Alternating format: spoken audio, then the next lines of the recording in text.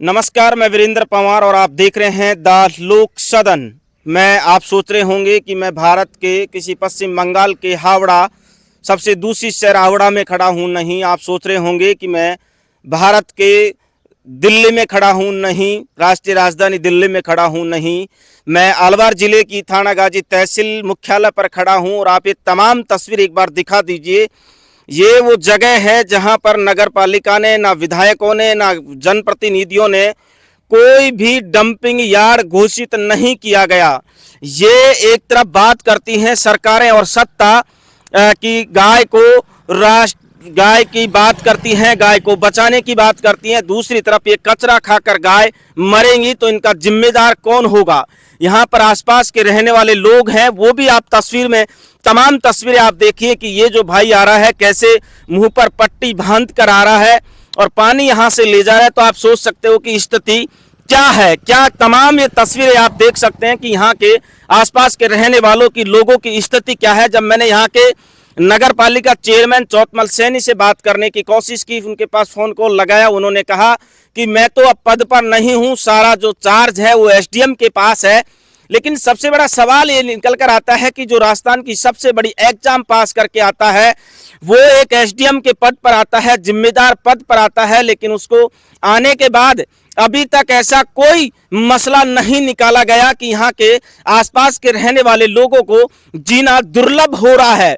आपको कई राजनेताओं के भाषण देखने को मिल जाते हैं, वोट की टाइम जनता के बीच में जाने का वक्त मिल जाता है, लेकिन यहाँ के किसी जनप्रतिनिधि को, यहाँ के किसी अधिकारी को, नगर पालिका के ईओ को ये जो कचरा है ये दिखाई नहीं देता। मैं पिछले साल कई बात कर रहा था, उस घर में एक महिला की भी ये कहते हैं कि जब यहाँ से होकर गुजर रही थी, वो प्रेग्नेंट थी और जब यहाँ से गुजरी तो बदबू से उनकी जो पेट की है वो आत्मा फट गई और उस महिला की महिला जो है वो उसकी मौत हो गई थी। अब तमाम तस्वीरें आप देख सकते हैं, ये थानागाजी के तहसील के मुख्यालय के हाल है।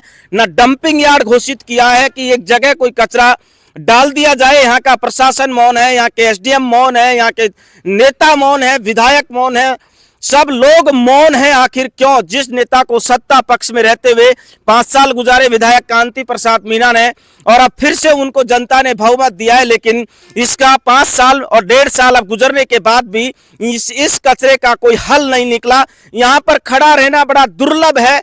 यहाँ मैं कैमरे के पीछे जो आदमी खड़ा है, कैमरामैन जो खड़ा है, उसने भी अपने नाक के जो है कहीं ना कहीं तौलिया बांध रखा है। मैं जब कवर कर रहा हूं तो मेरी भी मजबूरी है कि मैं आप तमाम ये तस्वीरें देखिए। वो भाई आ रहा है कैसे मुंह के पट्टी लगा कर आ रहा है, उनसे बात करने की कोशिश करेंगे। क्योंकि ये जब सत्ता, मैं बार बार इस बात को कहता हूं कि जब नौकरशाही सत्ता की चौखटों पर दम तोड़ देती है, जब यहाँ के जनप्रतिनिधि जब बड़े आंकड़ों के सामने अटक अटक कर सांसें लेते हैं, तो फिर थानागाजी में ये हाल होते हैं।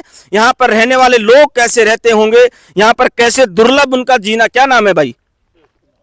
सुरेश कुमार। यार, ये जो कचरा है कितनी भयंकर स्थिति है। डंपिंग यार्ड यहाँ पर घोषित नहीं किया। मैं पहले भी आपको देख रहा था, मुंह पर और नाक पर आपने ये बांध कर आप पानी ले जा रहे हो। आपको दिक्कत नहीं होती? यहाँ दिक्कत होती है, खूब होती है। बोल दिया, सबको बोल दिया, कोई सुनता नहीं। किस किस को बोला? नगर पालिका में सब में बोल दिया, कोई सुनता नहीं। सुनता ही नहीं है? नहीं सुनता। एसडीएम को बोला? ये देखो नहीं, यहाँ कचरा टैंक नहीं है कि वो लैटरिन वाला, हाँ, वहीं डोल के जाते, यहीं डोल के जाते हैं। हाँ। मैंने एक चीज और सुनी थी, मेरे कोई बता रहा था, इस घर में एक महिला प्रेग्नेंट थी, वो 2 साल पहले एक्सपायर हो गई थी। इस चीज को लेकर हाँ हुई थी? वही सच बात है? वो सच है। दुखी हैं आप? हाँ, कितने दुखी हैं? दुखी खूब है। कोई नहीं सुनता। विधायक से कहा, कांति प्रसाद मीणा से? विधायक सुनता नहीं है वो तो। नगर पालिका चेयरमैन के पास गए? सबके पास गया, बोले वहीं कचरा डालेंगे। आपका घर कहाँ है? ऊपर है। वहाँ रहते हैं आप? हाँ। तो इस बदबू में कैसे जीते होंगे आप? अब क्या करे, करना पड़ेगा, बदबू में रहना ही पड़ेगा, और क्या करे। तो ये हाल है थानागाजी के। ना कोई डंपिंग यार्ड है। ये भाई कह रहा है कि सबके पास शिकायत कर ली। इनका घर यहीं से जस्ट ऊपर इनका घर है, वहाँ उनका दुर्लभ जो है वो जीना हो रहा है। तमाम तस्वीरें आप देखें, यहाँ पर आदमी रुक नहीं सकता, 1 मिनट के लिए खड़ा नहीं रह सकता।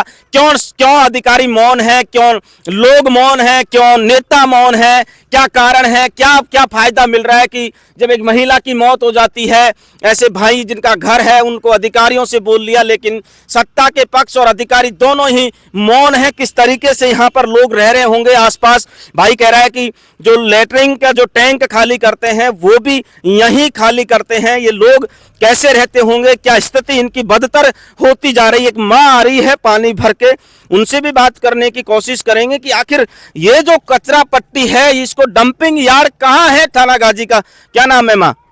मेरा नाम तीजा।